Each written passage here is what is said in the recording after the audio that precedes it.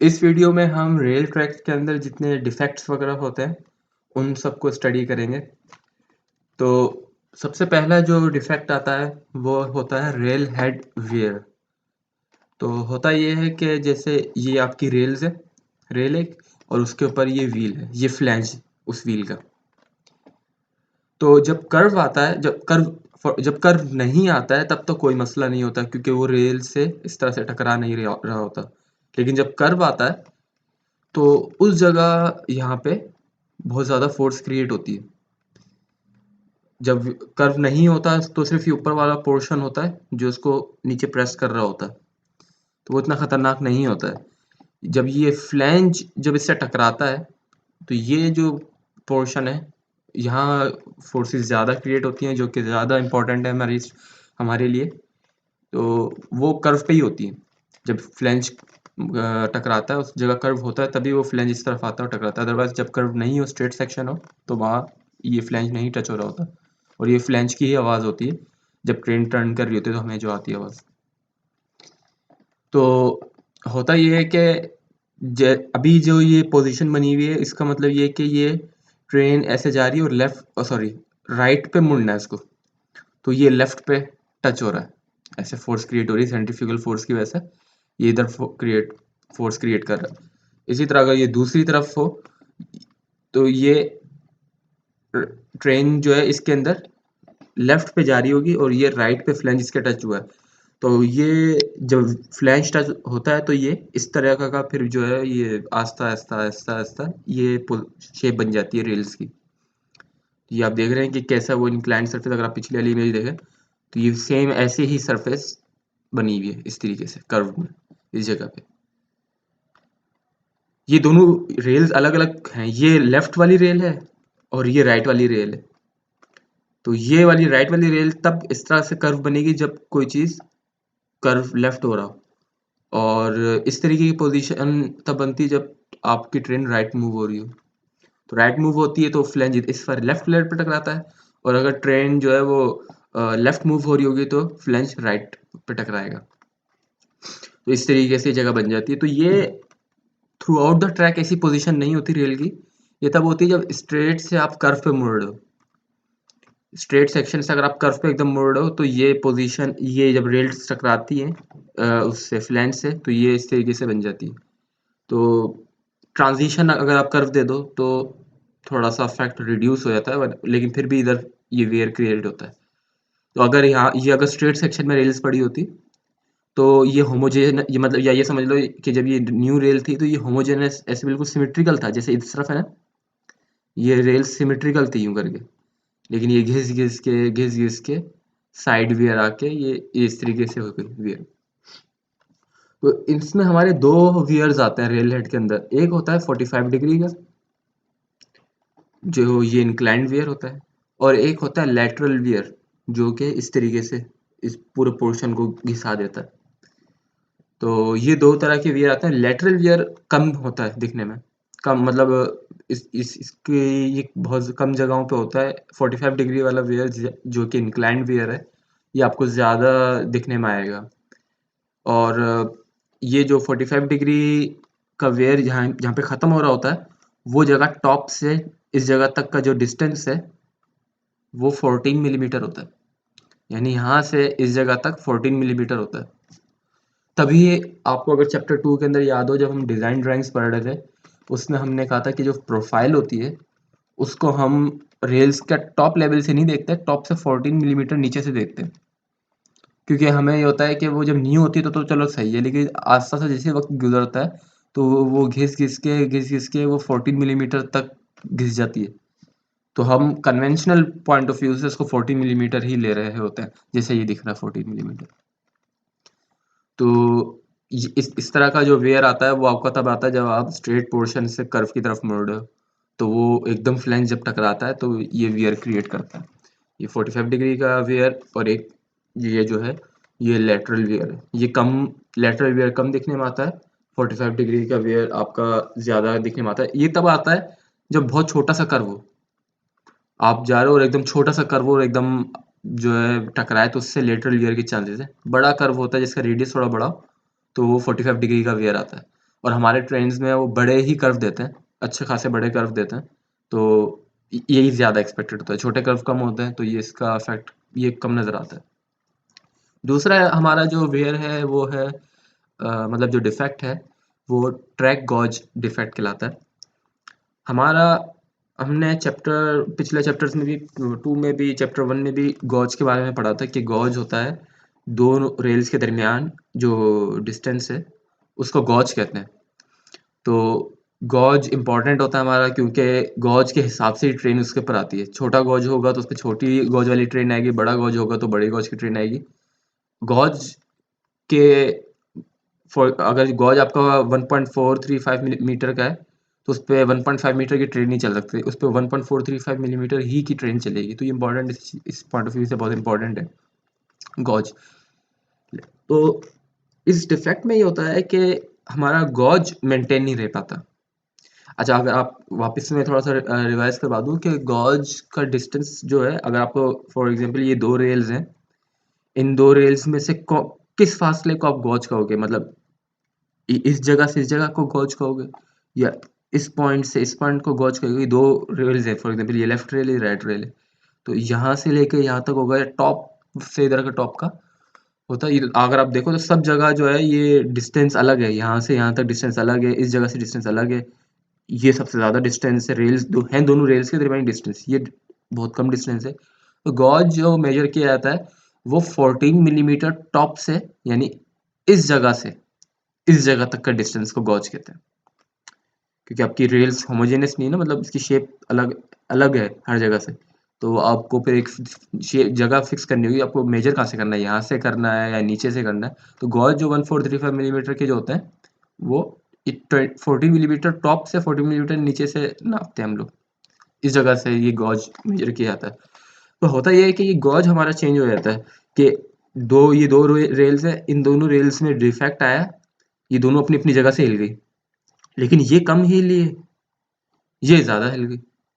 तो क्या हुआ, अगर ये दोनों सेम अमाउंट से मूव हुई होती, जैसे ये जितनी अमाउंट से मूव हुई है ये भी उतनी अमाउंट से मूव होती हुई होती, तो फिर गॉज मेंटेन रहता। लेकिन ये ज्यादा उधर चली गई, ये थोड़ी सी कम उधर गई है, तो गॉज मेंटेन नहीं रहा, तो गॉज इस केस में इंक्रीज हो गया, तो ट्रेन के लिए तो मसला ही है। तो गॉज जो है ये इम्पोर्टेंट चीज़ है काफ़ी, और ये डिफेक्ट आपका ज़्यादा ट्रेन उसके ऊपर चल नहीं पाएगी, इसको मेंटेन करना है। ये आता है इसलिए कि आपके अगर वो फास्टनर्स होते हैं वो सही तरीके से ना लगे हों, लूज लगे हों, तो फिर ये होता है कि ये इधर उधर हो जाते हैं। ये फास्टनर सही नहीं लगा हुआ था तो ये रेल जो है काउंट स्लीपर के साथ जुड़ी नहीं रही, तो स्लीपर से थोड़े से आगे पीछे हो गई, तो वो ये इस तरह से डिफेक्ट आया था। तो ये गॉज ट्रैक गॉज का इफेक्ट है, जैसे इसमें देख सकते हैं ये कम मूव हुआ है, ये ज़्यादा मूव हो गया। अब ट्रेन जो इधर चल रही है उसको 1435 मिलीमीटर का गॉज मिल रहा है, इस जगह पे इसको 1435 मिलीमीटर से ज़्यादा का मिलेगा, तो वो ट्रैक के बीच में गिर सकती है। होता ही है इसलिए कि इधर ये जो फास्टनर्स लगे हुए हैं ये अच्छे नहीं लगे हुए या लूज हो चुके हैं, इनको ठीक करना होता है। दूसरा हमारा ये है ट्रैक अलाइनमेंट। ट्रैक अलाइनमेंट के अंदर ये होता है कि आपका गॉज मेंटेन रहता है, जितना ये मूव हुआ है उतना ही ये मूव हुआ है। इसका मतलब है कि फास्टनर्स का तो कोई मसला नहीं है, फास्टनर्स दोनों सही लगे हुए हैं इधर। ये पूरा स्लीपर जो है ये वाला, ये आगे पीछे हुआ है। मतलब आप ये समझे रेल्स तो बिल्कुल टाइट हुई है स्लीपर से, लेकिन ये अभी स्लीपर आगे पीछे मूव होगा तो उससे क्या होगा कि ये रेल्स भी उसके साथ साथ ही जाएंगी, क्योंकि टाइट मूव हुई है ना, टाइट फिक्स हुई है। तो ये स्लीपर जो ये स्लिप ये आगे पीछे हुआ है, इसकी वजह से जो है गॉश तो मेंटेन रहा है ज़ाहिर है, क्योंकि फास्टनर्स अच्छे लगे हुए थे, टाइट हुआ था। लेकिन स्लीपर्स इधर उधर होने मूव होने की वजह से अलाइनमेंट में डिफेक्ट आ गया। स्ट्रेट थी अलाइनमेंट, लेकिन ये अजीब सा कर्व आ गया। तो ये होता इसलिए है कि नीचे जो बलास्ट है उस पे उसके साथ फ्रिक्शन क्रिएट नहीं हो रही होती स्लीपर की, तो स्लीपर एक तरह से उसके ऊपर स्लाइड कर रहा होता है, एक ग्रिप नहीं बनी हुई ब्लास्ट और स्लीपर के दरमियान, तो जिसकी वजह से स्लीपर स्लाइड करता है इसके ऊपर, तो वो आगे पीछे ही मूव हो जाता है। गॉज मेंटेन रहता है क्योंकि ये फास्टनर फिक्स हुआ है अच्छी तरीके से रेल्स के साथ, तो वो सही गॉज मेंटेन रहेगा, लेकिन ये स्लीपर आगे ऊपर नीचे मूव हो सकता है, तो उसकी वजह से अलाइनमेंट में डिफेक्ट आएगा। तो ये वेवलेंथ क्रिएट करता है, जैसे ये इसमें गॉज मेंटेन है एक तरह से, ट्रेन इसके लिए गॉज मेंटेन है, लेकिन आप देखिए स्लीपर ये वाले जो 3-4 स्लीपर है ये आगे पीछे हो गए, इधर स्लाइड करके ब्लास्ट के ऊपर, ग्रिप अच्छी नहीं थी। तो इनमें इनकी वेवलेंथ जो है ये वेवलेंथ होती है कि ये वेव आई है पूरी, इसकी जो पूरी लेंथ है ये वेवलेंथ लाती है। इसकी रेंज 3 से 25 मीटर और ये 25 से 70 मीटर इतनी लंबी हो जाती है। इनके जो अलार्म लेवल्स हैं यानी कि जो बहुत ख़तरनाक लेवल्स हैं, ये सब इस वीडियो के एंड में आपको बताऊंगा कि उनके क्या अलार्म लेवल्स हैं। फिलहाल तो आप ये देख लेंगे डिफेक्ट किस किस तरीके के होते हैं। तो ये फास्टनर सही टाइट हुए हुए थे, फिक्स सही हुए हुए थे, लेकिन बलास्ट और स्लीपर के दरमियान फ्रिक्शन अच्छी नहीं थी, जिसकी वजह से ये गॉज मेंटेन रहा, लेकिन ये डिफेक्ट आ गया। पीछे जो था ट्रैक गॉज में स्लीपर्स और बलास्ट के दरमियान फ्रिक्शन अच्छी थी, लेकिन फास्टनर्स अच्छी तरह से टाई नहीं हुए हुए थे, जिसकी वजह से गॉज जो है चेंज हो गया रेल्स मूव होने की वजह से। ट्रैक लेवल भी ये भी एक हमारा एक डिफेक्ट है। इसमें ये होता है, अच्छा ये जो डिफेक्ट है ये सबसे कम इसका अफेक्ट होता है, मतलब ये इतना खतरनाक नहीं है ट्रैक लेवल का डिफेक्ट। जो बाकी डिफेक्ट्स को अगर देखा जाए उनके मुकाबले में ये इतना खतरनाक नहीं है। इसमें ये होता है कि भाई जब ट्रेन ऊपर से मूव करती है तो वो उस ट्रेन के वेट की वजह से थोड़ा सा रेल्स जो है नीचे दब जाती हैं। दब जाती हैं तो क्या होता है कि ये जो गैप है ब्लास्ट के गैप ये फिल हो जाते हैं। तो और जब ट्रेन ऊपर से निकल जाती है ब्लास्ट के गैप वापस से खुल जाते हैं, ये ट्रेन ये जो रेल हो ये ऊपर वापस चली जाती है। ये नॉर्मली ये हो रहा होता है। इसमें ये होता है कि कभी-कभी क्या होता है कि ये जो दवा है, जो ब्लास्ट है, वो परमानेंटली ही इस जगह से नीचे दब जाता है। सिंकिंग हो जाती है या सब्सिडेंस हो जाती है तो वो पूरा दब जाता है। तो जब ट्रेन गुज़र जाती है तो फिर वो वापस उठ नहीं पाता। इसकी वजह कुछ भी हो सकती है। इसकी वजह ये हो सकती है कि ये ब्लास्ट का जो ये जो चीज़ है ये टूट गई और अंदर ये पाउडर फॉर्म में ये हर जगह से भर गया, तो फ्लेक्सिबिलिटी ख़त्म हो गई। अब ऊपर से जब ट्रेन गुजरेगी तो वो दब जाएगा, लेकिन वापस से नहीं ऊपर आएगा क्योंकि फ्लेक्सिबिलिटी ख़त्म हो जाती है। अगर ये टूट जाए और इनके ये स्पेसेस फिल हो जाए तो इनकी फ्लेक्सिबिलिटी ख़त्म हो जाती है, दब जाएगा नीचे जैसे ये दबा हुआ है, लेकिन ये वापस ऊपर नहीं आ सकेगा क्योंकि गैप फिल हो चुके हैं और ये सही नहीं है इसीलिए होता है। इसलिए हमें चाहते हैं कि गैप फिल ना हो बिल्कुल, ये बड़े-बड़े ब्लॉक्स हैं और टूटे भी नहीं है। तो ये जो लेवल्स में डिफेक्ट आया है ये ट्रैक लेवल डिफेक्ट कहलाता है। और ये डिफेक्ट एक तो ऐसे भी होगा, जैसे ये साइड व्यू से दिख रहा है कि ये ट्रेन ये बिल्कुल ऐसे ही है जैसे आपका ये कॉलम हो। बिल्डिंग के मामले में बता रहा हूँ, बिल्डिंग्स में ये होता है ना, ये कॉलम्स होता है और ये बीम जा रही है तो बीम बेंड हो जाती है, डिफ्लेक्शन आया था बीम के अंदर। तो ये भी वैसी सेम वही चीज़ है कि इसमें भी बीम में ऐसे एक तरह से ये बीम हमारी रेल है और ये कॉलम हमारे स्लीपर्स हैं, तो ये ऐसे डिफेक्ट आ जाता है। तो ये ट्रैक लेवल डिफेक्ट कहलाता है।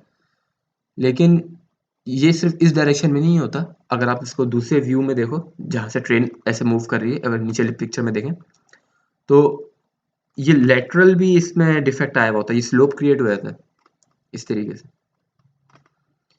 मतलब एक तो ये है कि ये जो ये सिर्फ ये रेल है, ये यूं धंस गई है, तो ये धंसने की वजह से क्या होगा कि ये जगह नीचे चली जाएगी जैसे ये नीचे चलेगी और ये जगह ऊपर, ये पीछे ये रेल है इधर हमारी तरफ वाली और ये वाली रेल है पीछे की तरफ जो रेल है, यानी ये रेल है।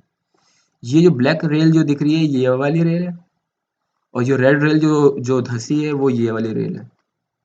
तो इस जगह जो ब्लास्ट है वो अच्छा नहीं था तो वो नीचे धंस गया, यहाँ फिर भी फ्लेक्सिबल था, यहाँ स्पेसिस थी तो ये अपनी जगह पे रहा। तो ये ऐसे स्लोप भी क्रिएट हो जाता है, जब ट्रेन गुजरेगी तो ऐसे स्लोप क्रिएट हुआ होगा। तो ये बेंड और ये बेंडिंग ऐसे भी बेंडिंग होगी। तो ये भी ट्रैक लेवल डिफेक्ट है और इसमें ये भी अच्छा नहीं होता ट्रेन की कंफर्ट लेवल के हिसाब से। लेकिन इसकी इतनी ज़्यादा इम्पोर्टेंस नहीं है क्योंकि इससे काफ़ी नुकसान नहीं होता जिस तरह बाकी लेवल्स में हो सकता है, डैमेज हो सकता है। इसमें डैमेजेस कम है। ये सिर्फ वो कंफर्ट लेवल के पॉइंट ऑफ व्यू से इम्पोर्टेंट है। आखिरी जो हमारा है वो है ट्रैक डिस्टॉर्शन। ट्रैक डिस्टॉर्शन में ये होता है कि जैसे पीछे ये था ना कि सिर्फ ये वाली रेल दबी है, इसमें ये है कि ये रेल भी दब जाती है, मतलब इसमें भी लेवल चेंज आता है। लेकिन अब हो रहा ये है कि इसमें ये ऊपर की तरफ बेंड हुआ है, ये नीचे की तरफ बेंड हो गया। ये डिस्टॉर्शन क्रिएट करता है। अगर स्ट्रक्चर्स आते हो बिल्डिंग के, इसमें यही होता है, अगर आप फॉर एग्जांपल ये बैंड होती है यूं, तो अगले स्लीपर वाले में यही रेल ऊपर की तरफ बैंड हुई होगी। तो ये इधर यही हुआ कि ये ऐसे ऊपर की तरफ नहीं गई, ये असल में ऐसा है कि यहाँ ये ऐसे बैंड हुई है और यहाँ आके ये ऊपर की तरफ निकल गई। तो ये वेव्स सी बनती हैं। अगर आपको स्ट्रक्चर्स, बिल्डिंग स्ट्रक्चर्स के बारे में पता हो तो उसमें बीम में भी यही डिफ्लेक्शन होती है कि यहाँ यूँ डिफ्लेक्शन होगी, यहाँ ऊपर की तरफ डिफ्लेक्शन होगी। तो ये और इधर क्या होगी, नीचे की तरफ डिफ्लेक्शन होगी ऊपर इस तरह से। तो ये मैच नहीं कर रहा। अगर ये दोनों डिफ्लेक्ट हुए होते नीचे तो चलो ठीक था। लेकिन इनके दोनों में ये जो डिफ्लेक्शन है ये इन्हों आपस में कनेक्टेड नहीं है। कुछ भी हो सकता है, यहाँ ऊपर भी हो सकता है, नीचे भी हो सकता है। यहाँ जैसे नीचे है, ये नीचे, इसका मतलब ये नहीं कि ये ऊपर ही होगा, ये नीचे भी हो सकता है। इन दोनों में आपस में कोई रिलेशन नहीं है। लेकिन नुकसान क्या है कि ये नीचे और ये ऊपर हो जाए, ऊपर की तरफ डिफ्लेक्शन आया हुआ उसके अंदर, तो वो चीज़ सही नहीं है। ये जो ऊपर वाला जो डिफ्लेक्शन आया है, ये डिफ्लेक्शन इधर नीचे की तरफ है, इस तरफ। यहाँ ये नीचे की तरफ डिफ्लेक्शन है और फिर ये ऊपर की तरफ। अगर ये वाला डिफ्लेक्शन उठा के मैं इधर रख दूँ तो ये ट्रैक डिस्टॉर्शन का मसला नहीं है उतना ज़्यादा। अब मसला है क्योंकि ये चीज़ नीचे इधर है और यहाँ से ऊपर है, और ये यहाँ से नीचे और यहाँ से ऊपर है। तो जब ये जो नेक्स्ट सेक्शन आएगा तो इसमें ये वाली साइड ऊपर होगी और ये वाली साइड जो है ये नीचे होगी। तो ये बिल्कुल आपके जो है ऐसा एक इफेक्ट क्रिएट करेगी। आप ट्रांसवर्सली आपकी ट्रेन ऊपर नीचे मूव हो रही होगी। ये चैप्टर 2 में भी इसी तरीके से आपको दिखाया था। इसमें रोलिंग इफेक्ट दिखाया था ट्रेन का। ट्रेन आगे आगे पीछे साइडों में यूं टू एंड फ्रो मूव कर रही होती है। तो ये सबसे ज़्यादा खतरनाक है। पिछला जो था वो कम खतरनाक था, ये सबसे ज़्यादा खतरनाक है ट्रैक डिस्टॉर्शन। तो इसमें हम स्लोप्स की शक्ल में इसको मेजर करते हैं। ये क्योंकि ये ऊपर है, ये बहुत ज़्यादा नीचे है। क्योंकि अगर पिछला देखें तो इसमें ये सीधा है और ये थोड़ा सा नीचे है, तो कम स्लोप है।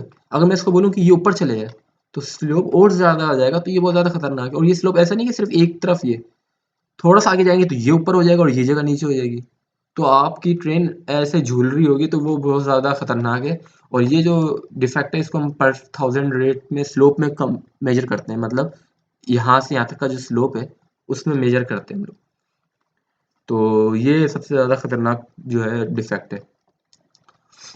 ये इस तरीके से, मतलब आप देख रहे हैं कि ये एक तरह से सैग आया हुआ है, ये क्रेस्ट आया हुआ है। जैसे इधर है ये सैग है और उस तरफ क्रेस्ट आया हुआ है। तो अगर आपका एक तरफ सैग है और दूसरी तरफ क्रेस्ट आ गया तो वो खतरनाक है, ट्रैक डिस्टॉर्शन क्रिएट करेगा। तो ये जो है बहुत ज़्यादा, जैसे इधर देखो आप क्रेस्ट है, इसी की सीध में यहाँ सैग आया हुआ है। तो ये जगह उठी हुई है, ये जगह बैठी हुई है। अब यहाँ आगे चल के ये सैग बन गया, ये इस जगह क्रेस्ट बना हुआ है। तो अब ये जगह उठ गई, तो ये बड़ा खतरनाक होता है। तो इसको हमें कंट्रोल करना होता है। इसके अलावा और भी डिफेक्ट्स हैं कि स्लीपर्स में इलास्टिसिटी कम है। तो वुड होता है, वुड में इलास्टिसिटी ज़्यादा होती है। जो कंक्रीट के होते हैं उनमें इलास्टिसिटी कम होती है, तो वो रिजिड होते हैं। तो रिजिड होता है तो उनमें क्रैक्स आने के चांसेस होते हैं। इसके अलावा गैप्स होते हैं, एक्सपेंशन गैप्स हैं जो कि गर्मियों में फिल हो जाते हैं और सर्दियों में वापस पीछे चले जाते हैं। तो वो गैप सही तरीके से ना हो, अगर आप ये देखें अभी ये तो सही है। इसमें देखें ये ऊपर है, ये थोड़ा सा नीचे है। तो ट्रेन जब आके टकराएगी इसके यहाँ तक सही है कि जब इस पे आएगी, इस पे एक झटका लगेगा इसके हेड पे, तो ये डैमेज करेगा। तो ये भी एक डिफेक्ट है, इसको भी सेट करना होता है। बिल्कुल ये सीधे होने चाहिए, बिल्कुल प्लेन, कि पता ना चले ट्रेन को कि वो आया है, जॉइंट आया है। इसके अलावा आपका स्लीपर्स के दरमियान डिस्टेंस आगे पीछे हो जाए, यहाँ तो चलो ठीक है, इक्वल स्पेसिंग है। अगर ये स्पेसिंग आगे पीछे हो जाए तो वो खतरनाक होती है, क्योंकि अभी जो ये रेल डिफ्लेक्ट हो रही है नीचे की तरफ, चलो नॉर्मल है। लेकिन जब स्लीपर्स आगे पीछे होंगे तो कहीं ज़्यादा डिफ्लेक्शन आएगा, कहीं कहीं कम आएगा, तो वो ठीक नहीं होता, उसको भी सेट करना होता है। तो स्लीपर्स की स्पेसिंग जो है ये इक्वल अमाउंट की हो। इसके अलावा स्लीपर्स की क्वालिटी भी डिग्रेड हो सकती है। अगर वुडन है तो ये इस तरह से हो जाता है, और कंक्रीट है तो क्रैक्स आ जाते हैं, तो इनको भी करना होता है। ये क्रैक जैसे ये दिख रहा है क्रैक, ये नॉर्मली फास्टनर्स की वजह से है, जो समझ में आ रहा है। ये ज़्यादा कोई टाइट हुआ हुआ है या कुछ ऐसा है कि जिसकी वजह से ये क्रैकिंग आई हुई है। इसके अलावा आपके बलास्ट में कोई कंटेमिनेशन आ जाए, ये उससे क्या होगा कि ये इसके जो पोर्स हैं ये फिल हो जाएंगे। अब यहाँ जो है पोर्स सही है, यहाँ कोई ब्लास्ट टूटा है या कुछ भरा, कोई कंटामिनेशन, कोई चीज़ अंदर गई जिसकी वजह से पोर्स फिल हो गए तो रिजिड हो जाएगा ये।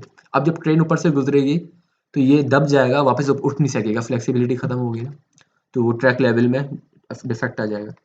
इसके अलावा अगर आपके फास्टनर्स लूज हो जाएं तो ये भी एक डिफेक्ट है। ये सब चीज़ें हमें देखनी होती हैं। तो हमारे जो हमारे पास एक होती है डायग्नोस्टिक ट्रेन होती है, जो कि इस तरीके से दिखती है, जो ट्रैक्स पे चलती है, वो ये सब चीज़ें मॉनिटर कर रही होती है थ्रू आउट इस तरीके से।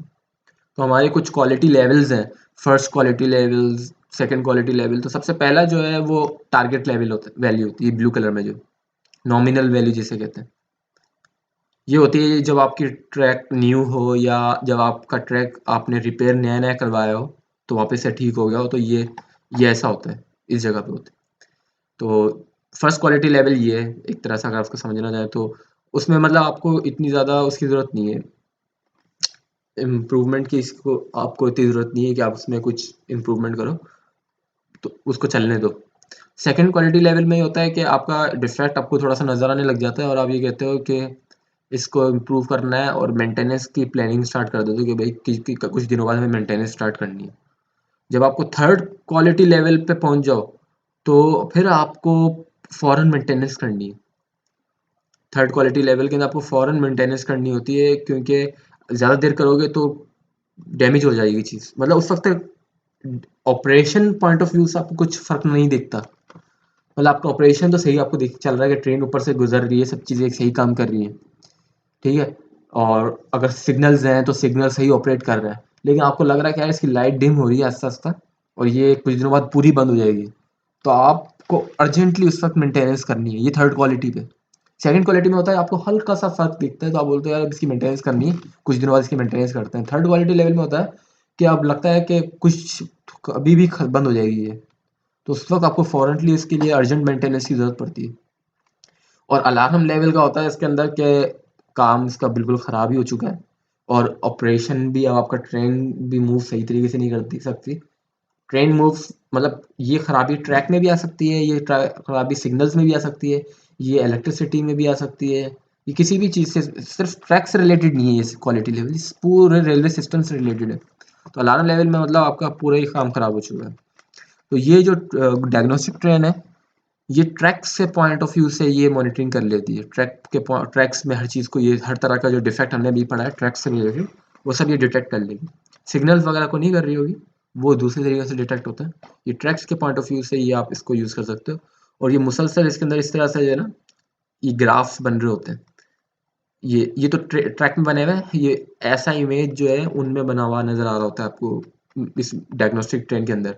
तो आपको पता चल रहा होता है कि कल क्या वैल्यू थी, अब क्या वैल्यू है। तो ये इस तरह का ग्राफ बना होता है। जैसे ही ये सेकंड क्वालिटी लेवल तक पहुँचता है ना, तो रिपोर्टिंग कर देते हैं ये लोग कि भई यहाँ ये थोड़ा-सा मसला दिख रहा है, प्लानिंग आप स्टार्ट कर दो मेंटेनेंस के लिए। थर्ड क्वालिटी में तो आपको फ़ौरन मेंटेनेंस चाहिए और ऊपर जब आप अलार्म लेवल पे पहुँच जाओ तो काम ही खराब हो गया आपका, फिर तो बिल्कुल खराब ही हो चुकी है चीज़। तो वो इनको पता चल रहा होता है कि कब फर्स्ट क्वालिटी लेवल पे गया, कब सेकंड क्वालिटी लेवल पे गया। तो ये डिपेंड करता है कि आपकी डायग्नोस्टिक ट्रेन दिन में कितनी महीने में कितनी बार चलती है या दिन में कितनी बार चलती है। जितनी ज़्यादा आप डायग्नोस्टिक ट्रेन चलाओगे, इसका मतलब आप उतनी ज़्यादा अपनी मॉनिटरिंग स्ट्रॉन्ग कर रहे हो। तो आपको सब पता चल रहा होगा कि कब फर्स्ट आया, कब सेकंड आया, कब थर्ड आया। और अगर आप कभी-कभी चलाओगे डायग्नोस्टिक ट्रेन, तो उसमें आपको क्या पता अभी फर्स्ट दिख रहा है, अगली दफ़ा आप चलाओ तो डायरेक्ट थर्ड पे पहुँच चुके हो। तो वहाँ पे डिपेंड करता है आप मॉनिटरिंग कितनी ज़्यादा फ्रीक्वेंसी से कर रहे होते हो। तो ये इनकी अलार्म वैल्यूज़ हैं। रेल हेड का वेयर अगर 45 डिग्री इंक्लाइन में पहुँच जाए या आपका लैटरल अगर 15 मिलीमीटर पहुँच जाए, तो वो आप उसको अलार्म वैल्यूज़ समझते हो और आपको चेंज करनी है फिर वो चीज़। ये बिल्कुल ख़राबी तक है। इसमें आप मेंटेनेंस की गुंजाइश नहीं है एक तरह से, आप ये समझ लो। ये एक तरह से रिप्लेस होनी है। मेंटेनेंस इसमें फिर बहुत मेंटेनेंस भी हो सकती है, लेकिन मतलब ये अब अब इतने का मतलब ये है कि ट्रेन अब सही तरीके से इस पे से नहीं गुज़र रही है। उसको बहुत ज़्यादा फ़ील होगा इस जगह से ट्रेन गुज़रेगी। इसी तरह गॉज में जब डिफरेंस है, तो गॉज में डिफरेंस 15 मिलीमीटर ऊपर-नीचे हो जाए पहले। इसका मतलब ये है कि आपका अगर गॉज 1435 मिलीमीटर का है, तो आपका गॉज बड़ा जो है, वो 15 मिलीमीटर हो सकता है। मतलब 1435 मिलीमीटर है, तो 1450 मिलीमीटर का गॉज भले हो जाए, या -24 जो है मतलब कम हो जाए, 1435 मिलीमीटर से 24 मिलीमीटर कम करें तो 142 1411 मिलीमीटर बन जाता है। तो ये 1411 मिलीमीटर से लेके 1450 मिलीमीटर जो है, फिर इसके बाद से अलार्म वैल्यूज आ जाती हैं स्टार्ट। 1435 तो है, मेंटेन होना चाहिए। अब 1435 से 1436 हो जाए, चलो कोई बात नहीं, इतना चलता है। लेकिन ऐसे करते करते 1450 के पास पहुंचना है, तो मतलब फिर ये अलार्म लेवल्स है, ये खतरनाक हो गया ये जगह। इसको यहाँ तक तो पहुँचना ही नहीं चाहिए था, थर्ड क्वालिटी तक भी नहीं पहुँच रहा था, सेकंड के वक्त ही आपको मेंटेनेंस स्टार्ट कर देनी चाहिए थी, और थर्ड में आपको फ़ौरन उसी वक्त मेंटेनेंस करनी चाहिए थी। इसी तरह ट्रैक अलाइनमेंट टेस्ट के अंदर ये होता है कि गॉज मेंटेन होता है, लेकिन ये वेवलेंथ क्रिएट होती है। तो ये जो वेवलेंथ है ये आपकी 7 टू 8 मिलीमीटर से 23 मिलीमीटर, ये इससे ज़्यादा डिफरेंस ना आया ट्रैक अलाइनमेंट में। इसी तरह ये लेवल्स में डिफरेंस जो है वो 10 मिलीमीटर से 22 मिलीमीटर तक का फ़र्क हो सकता है, मतलब ये ऊपर है और ये नीचे है, तो ये इन दोनों में जो डिफरेंस है लेवल्स का, ये 10.4 मिलीमीटर से 22 मिलीमीटर के दरमियान, उससे ज़्यादा ना हो। फिर हमारा ट्रैक डिस्टॉर्शन आता है, उसमें भी ऐसे ही ग्राफ बना होता है अगर इसको देखें, लेकिन उसमें होता है कि ये एक वक्त में ये ऐसा है, आगे चल के ये जगह ऊपर हो जाएगी। डिस्टॉर्शन में ये होता है कि स्लोप होता है, ऐसे ही होता है, लेकिन आगे थोड़ा सा चलोगे तो आपका ये चीज़ ऊपर हो जाएगी, ये चीज़ नीचे हो जाएगी, तो ये खतरनाक है। तो ये जो स्लोप है ये 6.5 पर थाउजेंड अगर होगा तो ये अलार्म लेवल है, अगर 3 मीटर के डिस्टेंस में 6.5 पर थाउजेंड है, और अगर आप 9 मीटर्स के डिस्टेंस में देख रहे हो तो 4.5 पर थाउजेंड। 3 मीटर 9 मीटर मतलब आप ऐसे चल रहे हो तो 3 मीटर तक आप अगर मेजर कर रहे हो, 3-3 मीटर के फासले पर अगर आप मेजर कर रहे हो कि यहाँ पे क्या लेवल है और यहाँ पे क्या लेवल है, तो वो अगर 6.5 पर थाउजेंड स्लोप पहुंचा हुआ है तो ज़्यादा खतरनाक है। 9 मीटर के हिसाब से देखोगे तो 4.5 पर थाउजेंड आपका जो है वो अलार्म लेवल में आता है। तो ये सारी डिफेक्ट्स हैं, ये इनकी कुछ अलार्म वैल्यूज़ हैं। अलार्म वैल्यूज़ भी वेरी करती हैं कंट्री वाइज।